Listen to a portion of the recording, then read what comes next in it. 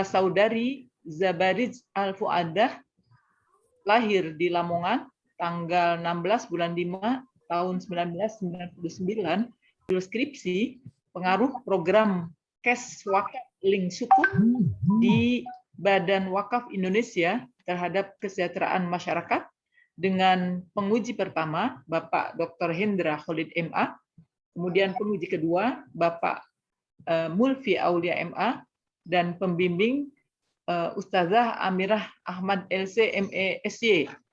Kemudian ketua sidang langsung dipimpin oleh Dekan Fakultas Syariah dan Ekonomi Islam, yaitu Ibu Dr. Anda Haja Muzayana MA. Dipersilakan kepada saudari teruji, saudari Zabarij Al-Fuadah untuk menyampaikan hasil penelitian yang telah dilakukan. Assalamualaikum warahmatullahi wabarakatuh.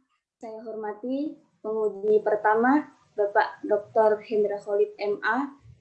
Yang saya hormati penguji kedua Bapak Mulfi Aulia SSI MA, dan yang saya hormati dosen pembimbing Bu Amirah Nahrawi LC MEC MESY. Baik, izinkan saya untuk memaparkan penelitian saya yang berjudul pengaruh program Kes Wakaf Link Sukuk atau CWLS di Badan Wakaf Indonesia terhadap kesejahteraan masyarakat. Latar belakang penulisan skripsi saya yaitu mengenai wakaf uang di Indonesia sudah dilindungi oleh negara, artinya sudah ada peraturan terkait dan fatwa MUI yang mendukungnya. Kemudian latar belakang kenapa saya memilih judul ini yaitu berdasarkan Global World Report 2017 sampai 2018 bahwa menunjukkan jumlah penduduk beragama Islam itu 87% atau sekitar 230 juta jiwa.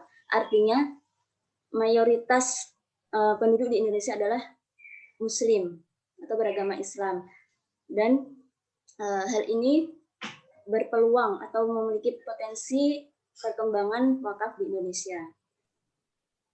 Nah, namun sayangnya menurut survei indeks literasi wakaf menunjukkan bahwa literasi wakaf itu sangat rendah, apalagi mengenai wakaf pemahaman wakaf dasar, dan apalagi juga mengenai tentang wakaf uang. Jadi kurangnya literasi tersebut, perlu adanya inovasi mengenai wakaf, artinya ada inovasi baru supaya masyarakat itu tertarik tentang wakaf. Nah, salah satunya caranya itu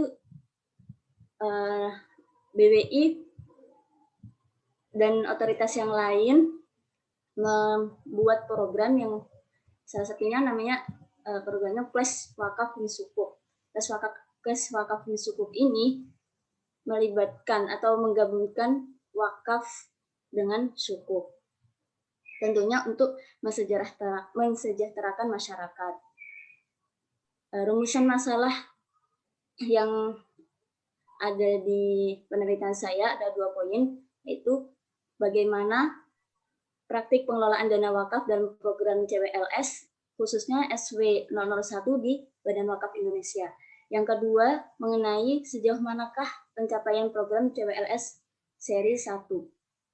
Tujuan penelitian saya yaitu yang pertama untuk mengetahui praktik pengelolaan dana wakaf dalam program Kes Wakaf Link Sukuk atau CWLS SW1 di Badan Wakaf Indonesia.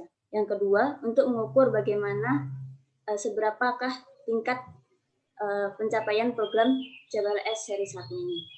Metode penelitian yang saya gunakan itu jenisnya kualitatif yang bersifat deskriptif, dan sumber datanya primer dan sekunder. Yang primer kepustakaan dan sumber lain, kemudian sekunder wawancara langsung dengan BWI.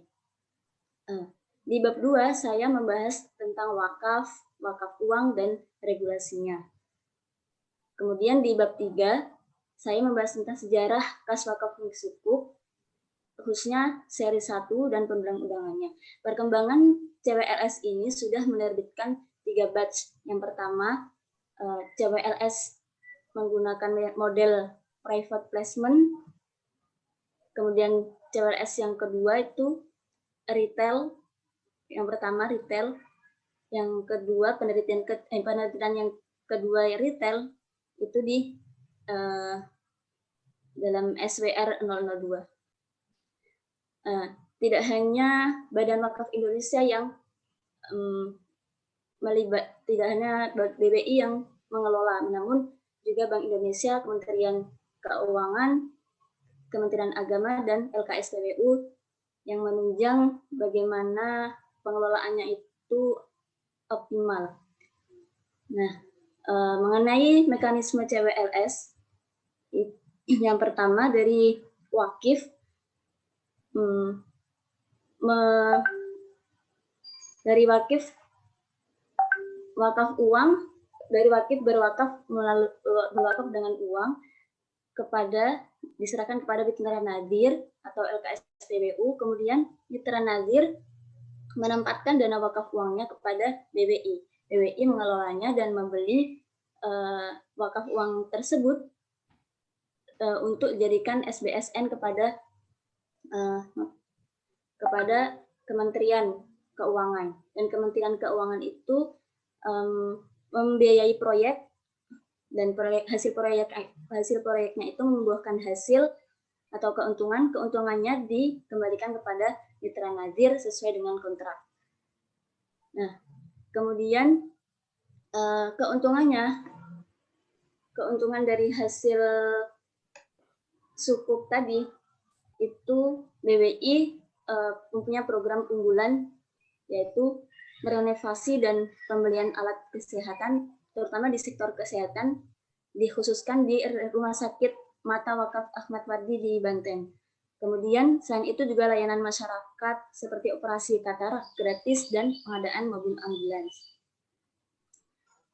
Selanjutnya di bab 4 saya membahas juga tentang pengaruh CWLS terhadap kesejahteraan masyarakat.